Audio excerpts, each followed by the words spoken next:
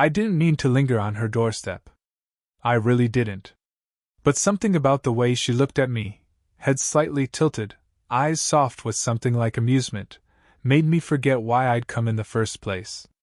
"He's not home," she said, voice low and even, with that calm tone people have when they've already accepted your disappointment for you. Then, almost as an afterthought, "But you can still come in if you'd like." The way she said it wasn't an invitation, not really. It was polite, maybe habit. Yet her hand lingered on the door frame just a heartbeat too long. I told myself it was nothing. I told myself I was only stepping in because it was raining. The air inside her house felt warm, not just from the heater, but from something quieter. The smell of coffee, maybe perfume. Something faintly floral, faintly human. The living room was dim, like the light had been adjusted for memory rather than comfort. She moved gracefully, barefoot on wood floors, the faint sound of her steps tracing small arcs through the silence. "You can wait here," she said, motioning toward the couch. "He should be back soon." I nodded, though we both knew soon might mean anything. I sat down, hands clasped together, trying not to stare. But she was impossible not to notice. The way her sweater slipped just slightly at one shoulder, how she brushed her hair back absent-mindedly when she thought I wasn't looking. For a while, we didn't speak. There was just the sound of rain ticking against the windows. Then she broke the silence. "You've been helping him with work, right?" "Yes, ma'am," I said automatically, then regretted it the moment her smile tilted, faintly amused. "Ma'am?" she repeated, tasting the word like it was strange. "You make me sound ancient." I felt heat rise in my face. "I didn't mean." She waved it off, a soft chuckle under her breath. "It's fine. I'm teasing." Still, the space between us changed after that, lighter on the surface, but edged with something unsaid. Every time I looked up, she was closer. Not much, just enough to notice her perfume again, to feel her presence lean into the quiet. She sat across from me, elbows resting on her knees. "You look nervous." "I'm not," I lied. Her eyes lingered on me, not critically, not even searching. "Just seeing. You remind me of someone," she said finally. "Someone who used to wait by that same window when it rained." "Someone you knew?" She smiled faintly, but didn't answer. Her gaze drifted to the window, then back to me, slower this time. "Do you want coffee?" I should have said no. But I wanted to hear her voice again, to keep her near me in any way possible. "Sure," I said.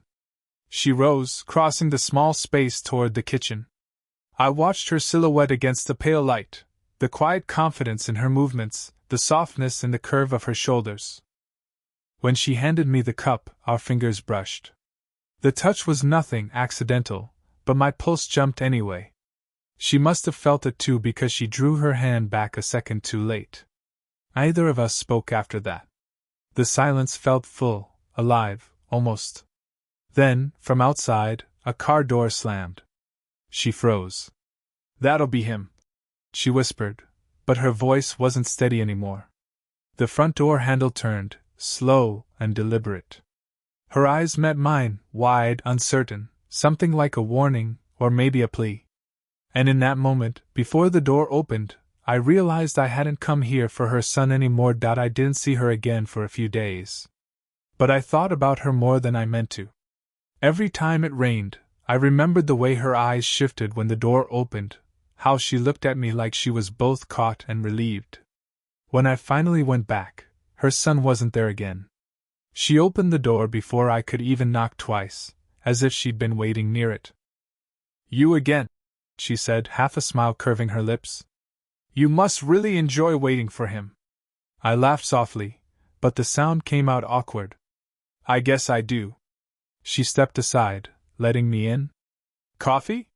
It had become our rhythm, polite words that meant something else entirely. I followed her into the kitchen. The light was softer this time, the kind that touches skin instead of illuminating it. She reached for a mug on the highest shelf. I saw her stretch, the hem of her shirt rising just enough to reveal a glimpse of her back. I turned away, then turned back too quickly, pretending to look for the sugar. You don't have to help, she said without looking at me. You just stand there and make the place smaller. I smiled. I can leave. She glanced over her shoulder. I didn't say I wanted that. The words hung between us like a fragile thread. When she handed me the cup, our fingers brushed again, just like before. But this time, she didn't pull away right away. The warmth of her skin stayed with me, soft and electric. I sat at the counter while she leaned across from me, elbows resting on the marble. You're quiet today, she said. I was just thinking, I murmured. About what? I hesitated. About why you let me stay. Her eyes lifted to mine, slow, searching. Maybe I don't like being alone all the time, she said finally. Maybe it's that simple. There was something in her voice that made my chest tighten, not sadness exactly, but the echo of it. I wanted to tell her I understood. That I'd felt the same kind of quiet before, the kind that fills rooms when no one's coming home. Instead, I said, You don't seem like someone who's ever really alone. That made her laugh, but it wasn't light. Everyone looks full from the outside, she said. You'll learn that eventually. The silence that followed was heavier than any words. She turned her gaze to the window, fingers tracing the rim of her mug. I could see a faint tremor in her hand, small, controlled, but there. Without thinking, I reached out and steadied it. My hand over hers. She froze, then let out a slow, uneven breath. Don't, she whispered, but she didn't move away. Her pulse fluttered beneath my fingers. She looked up at me, and whatever guard she'd built cracked for just a second, enough for me to see the longing she tried to hide. Neither of us spoke again. The only sound was the steady rhythm of rain against the window, and the quiet realization that neither of us really wanted this moment to end. It was supposed to be quick, just dropping off the folder her son had forgotten. I told myself that 3 times before knocking. She opened the door, and the sight of me seemed to shift something in her face, a flicker of surprise that softened into something quieter. You again, she said, but this time it wasn't teasing. It sounded almost like a confession. Inside, the late afternoon light spilled across the floor in pale strips. The air felt close, still and full, the way it gets before rain. She took the folder, setting it aside without looking at it. You could have just left it, she said. I know. Then why didn't you? Her question hung there, too real, too sudden. I didn't have an answer. She turned away, as if giving me the space to lie, but I didn't. I don't know, I said quietly. She stopped by the counter, hand resting on it for balance. You shouldn't be here so much, she said, her voice soft but unsteady. People might start talking. I almost laughed, but her tone wasn't joking. People already do, I said. That made her look up. For a moment, the distance between us didn't exist, only the sound of our breathing. She stepped closer, maybe to hand me something, maybe without reason. I could smell her perfume again, faint, like jasmine and rain. Her hand brushed my arm, just barely. My body reacted before my mind caught up, a small, involuntary shift toward her. She noticed. Her breath caught. This is, she began, but couldn't finish. I could see the battle in her eyes, years of self-control wrestling with something she hadn't planned for. You should go, she whispered, though her voice lacked conviction. I nodded, but I didn't move. Neither did she. Her fingers tightened around the counter. You're too young, she said, the words trembling on the edge of apology. And you're too beautiful for me to pretend I don't notice. The silence after that was dangerous, fragile and burning at once. She blinked, looking at me as if she wanted to believe I hadn't said it. Then the sound of a phone shattered the moment, sharp, real, unforgiving. Her phone lit up on the table. A name appeared, someone I didn't know. She turned to silence it, but the hesitation gave away everything. Whoever it was, they mattered once. Maybe still did. The air shifted. Guilt threaded through the room like smoke. When she faced me again, her voice was different. You should really go. I nodded again, slower this time. I reached for the door, and she reached for my arm, fingers catching my sleeve. "Wait," she said, breathless. Her hand lingered, her touch light but unshakable. Our eyes met, too close now, our reflections caught in each other's gaze. For one heartbeat, everything tilted, the space, the rules, the sense of what was right. Then, just as she started to pull away, thunder rolled outside, loud, low, endless, and she didn't let go. It had been weeks of pretending. Pretending our talks were harmless. Pretending her hand didn't linger too long when she passed me something. Pretending I wasn't counting every time she looked at me a second too long. That afternoon, the pretense cracked. She'd called me over to help move boxes from the storage room. Simple. Innocent. The kind of thing that shouldn't mean anything. But the second I walked in and saw her hair tied loosely, tendrils brushing her neck, I knew it wasn't going to stay simple. "Thank you for coming," she said. Her tone tried for casual, but her eyes didn't. We worked in silence, close enough that the air felt alive. Dust floated in the sunlight, and every brush of her arm against mine felt too intentional, even when it wasn't. At one point, she lost her grip on a box. I caught it, and her, in the same movement. Her body collided softly with mine, her breath warm against my collar. Neither of us moved. Her eyes lifted slowly, uncertain, as if she were looking for permission she didn't want to ask for. "Sorry," she whispered. "You don't have to be." She stepped back a little, but not enough. Her hand came up, brushing hair from her face, then stilled halfway. I could see her pulse at her throat, quick and shallow. "This can't," she began, voice breaking like glass. "It shouldn't feel like this."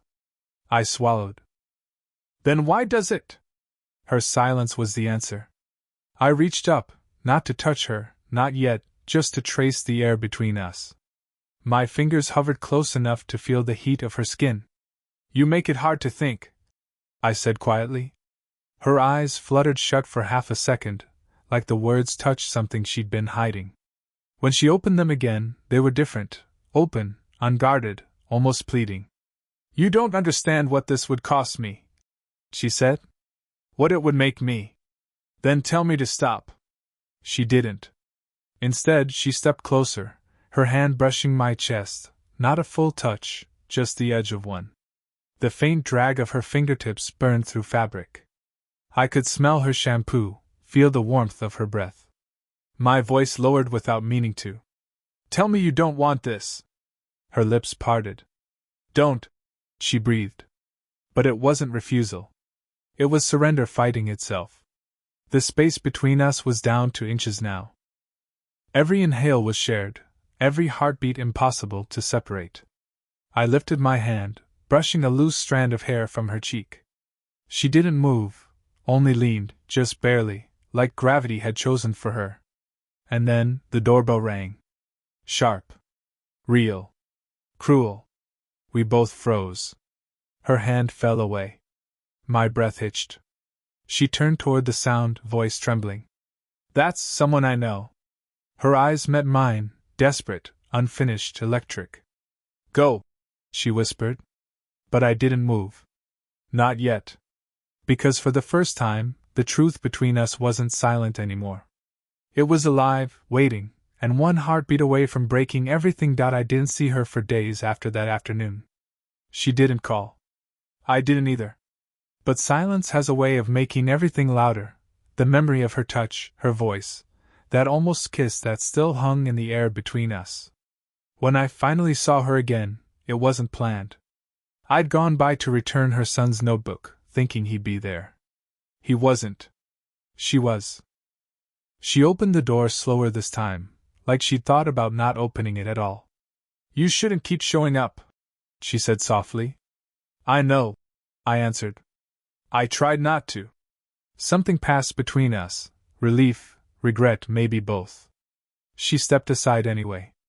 I walked in, pretending the house didn't still smell faintly like her perfume, pretending I wasn't remembering how close she'd been the last time.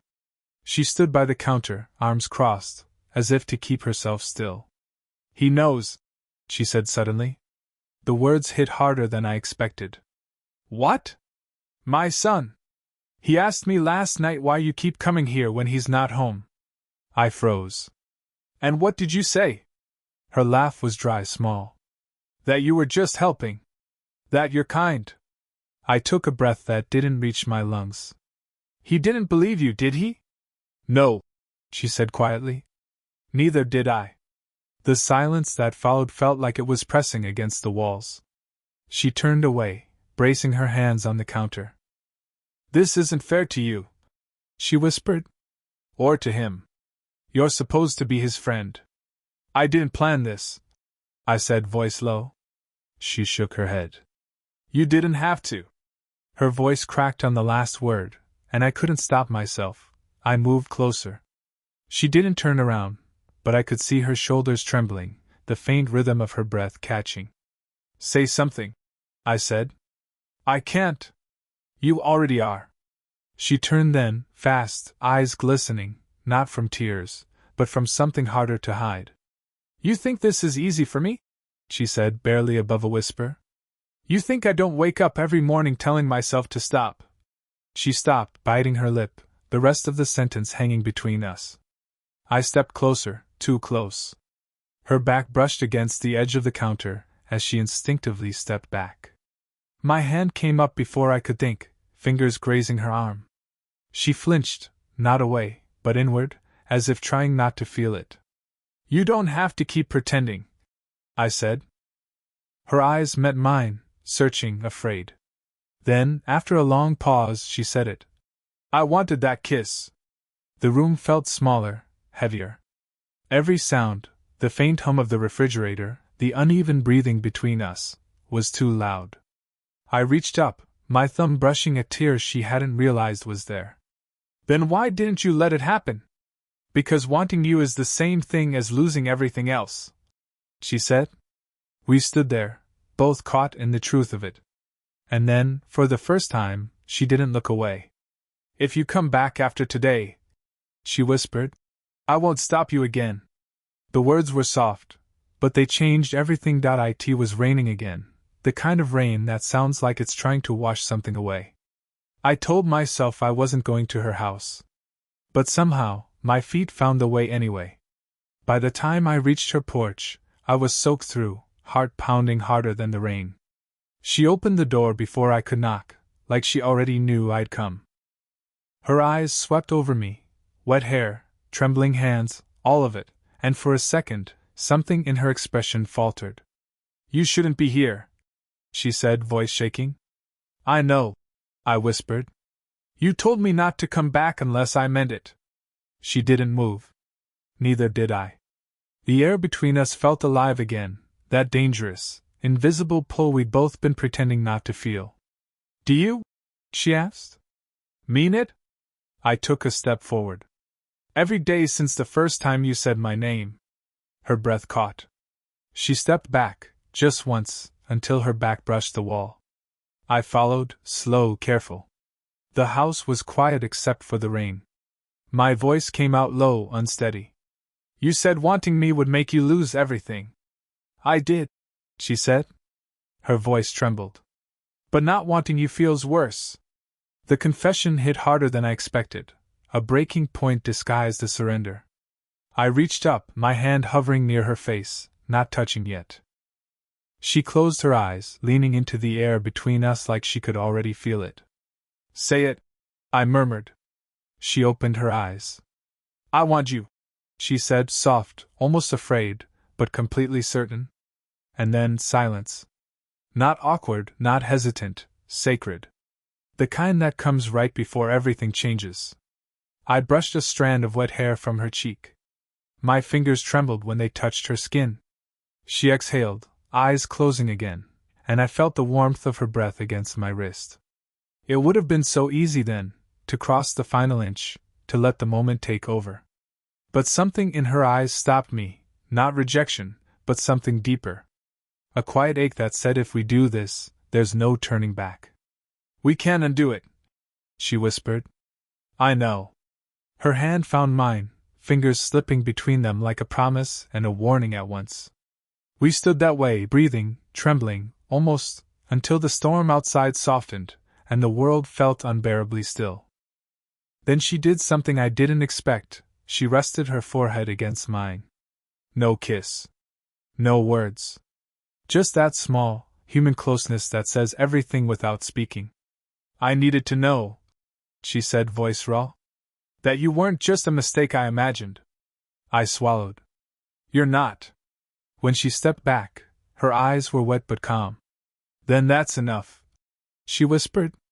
Maybe she was right. Maybe knowing was all either of us would ever get. But as I turned to leave, her hand brushed mine one last time, a silent if things were different. And for the first time, I understood, some connections don't end. They just stay, quiet and alive, in the spaces between what almost happened. The rain had stopped by morning. The air was still damp, heavy with that clean quiet that comes after everything breaks and settles again. I hadn't meant to go back, not after the night before.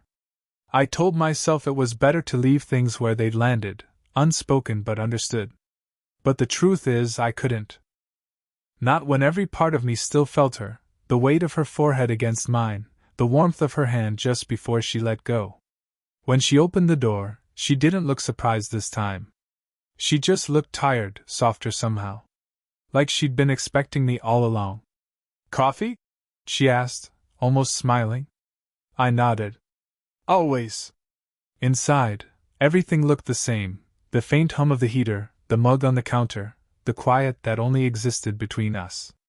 She moved around the kitchen slowly, like she was trying to keep the morning from breaking whatever fragile piece we'd found. When she handed me the cup, our fingers brushed again, familiar now, but no less electric.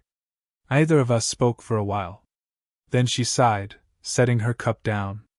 I kept thinking about what you said last night, she murmured. About not undoing things. I looked at her, waiting. Her eyes met mine. I don't want to undo it. The words were small, but they felt like a release, like something had finally given way inside both of us. I don't either, I said quietly. She smiled then, not the cautious kind I'd seen before, but something real. She reached out, brushing her fingers against my jaw, the gesture gentle and searching. This still scares me, she admitted. People will talk. Your friends, my family, I don't care, I said, maybe too fast. Then softer. I just don't want to keep pretending this isn't real. She let out a quiet laugh that almost sounded like relief. You make everything sound so simple. Maybe it is. The next silence wasn't heavy. It was calm, full, the kind that comes when everything finally makes sense. She stepped closer, close enough that I could feel the warmth radiating from her skin. Her hand slid down to mine, fingers lacing slowly, deliberately. We stood like that for a long time, no need for explanations, no words left to say. Just the quiet truth that somehow, despite everything, we'd found each other in the middle of what shouldn't have happened. When she leaned forward, I thought she might kiss me. Instead, she rested her head against my chest. Her voice was barely a whisper.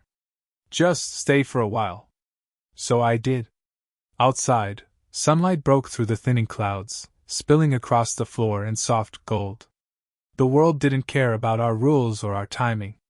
It just kept moving, and somehow, so did we. Her fingers tightened around mine once more, grounding me in the moment. For once, there was no fear, no hiding, no pretending. Just us, imperfect, human, real. And maybe that was enough.